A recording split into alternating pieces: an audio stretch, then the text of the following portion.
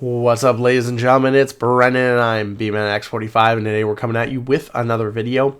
We have the first part of our lead up to EX11.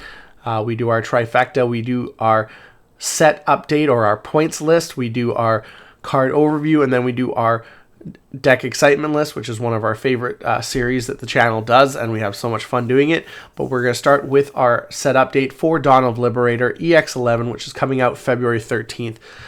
We're excited about this extra booster. There's so much cool Liberator stuff in it, and we can't wait to see what they're going to give us in this booster. So that is what we're doing here, and we will do the card overview probably and the deck excitement list within the week, so you guys will get to enjoy that leading up to EX11, which is only 2 weeks away. We are only 2 weeks away. So we'll probably do all the videos that we usually do for every set this week, and then we'll maybe get into some how to builds next week right before the set drops. So we're going to get into it right here now and tell you what you get if you buy a booster box of Dawn of Liberator. And hey, if you enjoy this type of content, be sure to smash that like button, comment down below. We love to hear your thoughts. Subscribe to the channel and hit that bell for notifications so you don't miss a single minute of fun. All right, well, getting right into it. Dawn of Liberator. Introducing the key features of this set. Point 1. All Digimon and Tamers from Digimon Liberator are gathered here. You can see both the comic and the novel side. You got Shoto, Super with an alt. Same with Arisa, Super with an alt. Owen is a rare, but he gets an alt too. Same with Violet's a rare, gets an alt too.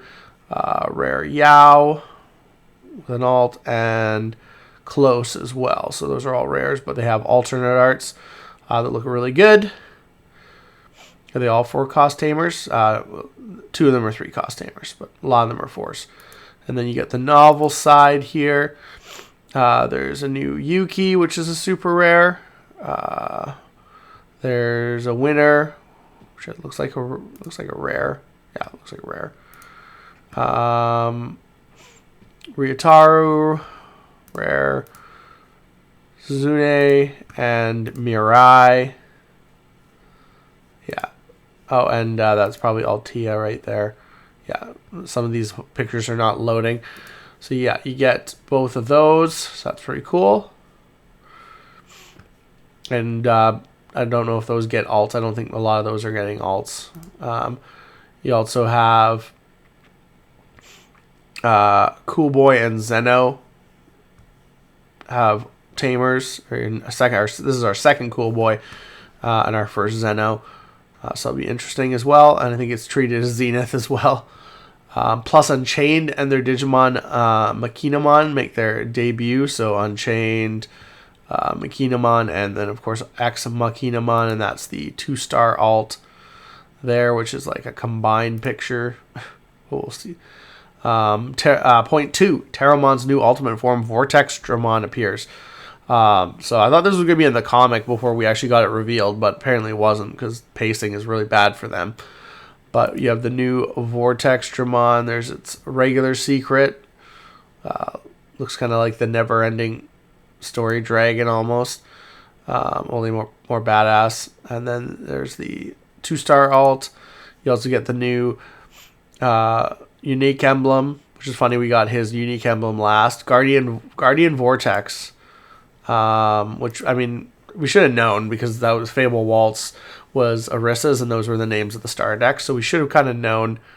I don't know why I didn't think of that, but yeah, I should have known. But Muchomon's in there. You can play a Muchomon too, so it's all good. It's not all about the Terramon. Point 3 includes special SP cards in comic style. So, I mean, like here you can see like comic strip pieces here. They all look really cool. SPs, Zephagamon, Centralmon, Medusamon, Necromon, Ryugamon, and Pyridimon, the big 6. Basically, these are our 6 kind of focal point characters of the comic side series.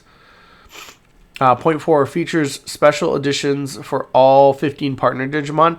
So, and it's funny because a lot of these are reprints. Like, I was wondering why there was 88 cards in this set, and it's because there's still just 74 cards in this set, but you also have 8 of these cards, which are all reprints from other sets, and you have 6 special low pull rates, so that makes 88 right there, because they count them as separate cards in the set. So you got Terramon from ST18, so the Searcher Terramon. You have Shumon. You also have Elizamon, Ghostmon, Sangomon, Sunrizumon, Omekamon, and Vemmon. And they're all like, yes, so here's the Searchers from the starter decks. This is your these are your reduced cost Digivolutions. All three of them. So yeah, BT23, 21, 21, and 21. So yeah, all these three got reduce your Digivolution cost by 1 if it's a ghost trade or whatever trade it needs to be. And then we got her and BT23, but they all get alternate art, so that's kind of cool. And it's kind of cool because these two guys from EX7 had the same alternate. They had, well, not the same alternate arts, but they had alternate arts of their reduced cost Digivolutions. So it's kind of cool now they all have it. And then now these have kind of like foily alt arts of their Searchers, which they didn't have before. There has been a bunch of reprints for both these. We also have BT20 Omekamon that's going to make Royal Knight players go like, ugh. And then we have Vemmon, which is a Searcher Vemmon, which I believe, actually, yeah, BT18. Yeah, so I believe, yeah, this Vemmon did not get an alternate, I want to say, because I think BT21 Vemmon did. So yeah, you get some cool cards like that, and then you got the novel side as well. So, but all of these guys are EX11 based. So Funbeamon, Tyrannomon, Frigimon, Espimon, Hanimon, and then Machinomon. I like how these are all like got stars for like alternate art for these guys, but all these guys don't. So it's kind of interesting. And I'm not sure. My biggest question is how easy is it going to be to pull these cards? Like how easy is it to pull these? How easy is it to pull these? Are these going to be just like the foil borders? You might get one in a box, just like the foil border guys. I don't know. I kind of wish that they would. Oh, and we obviously missed one here, which is the EX11 Impmon. So it's like, how are these going to be low pull rates? Are they going to be low pull rates like the SPs? Or are they going to be like low pull rates like the foil border uncommons and commons, which you get in the boxes already? Like you get 2 of them usually in a box, and you got commons and stuff like that. And so it'd be interesting to see, and what's their value going to be at. Hopefully these are easy to pick up. I kind of wish what they would do is maybe make these kind of 1 or 2 per box, like they did, and make like those foil border commons and uncommons like one per pack kind of thing. Like that would be really cool. But we'll have to wait and see. 0.5, get a special pack with your box purchase. So this is your box topper. The box purchase bonus pack includes 4 of 12 types, featuring 6 unique emblems of the novel characters. So there's the unique emblems. Again, stuff's not loading properly, so it's unfortunate. Melting Recital.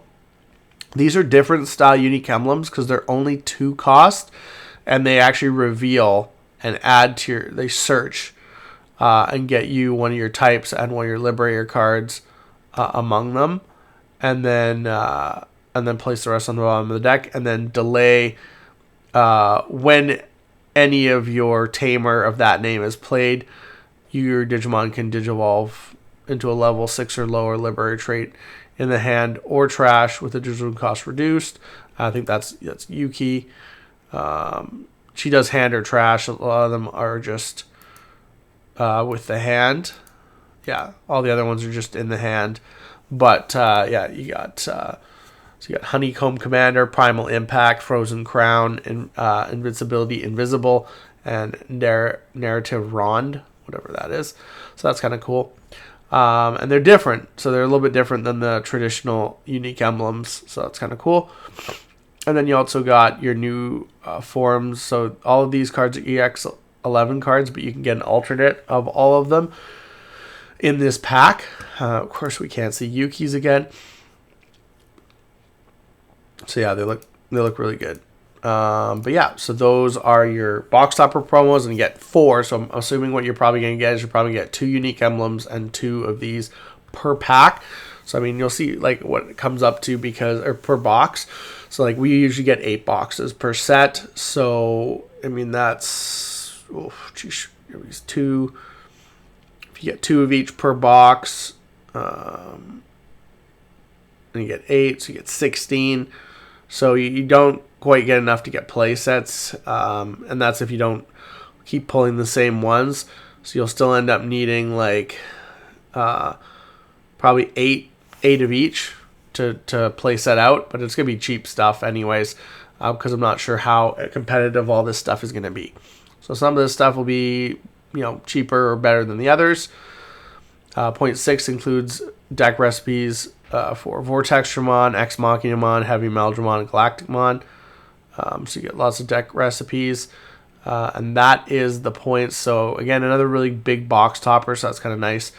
And then release date February, 88 types. Like I said, you got your regular 74 plus the 6 other ones plus the reprints that are not part of EX11. So that's really cool. I'm just still like, this is kind of cool, but I'm still like focused on like how hard are these going to be to pull? Like, is this like something people can collect, or did you just create another low pull rate fiasco like you guys usually do, Bandai? Tell me what you guys think about this. Do you think it's going to be easy or hard to pull? What's going to happen?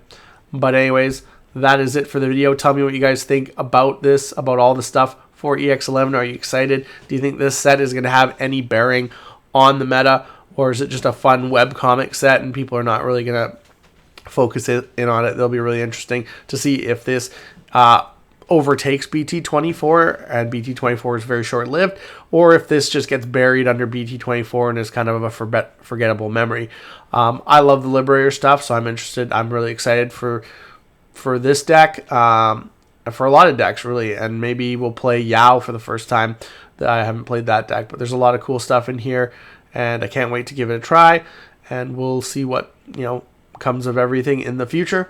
But looks like that's all the time we have for this video. Thank you very much for tuning in. We hope to see you in the next video. As always, have a wonderful day, and that's all for now, folks.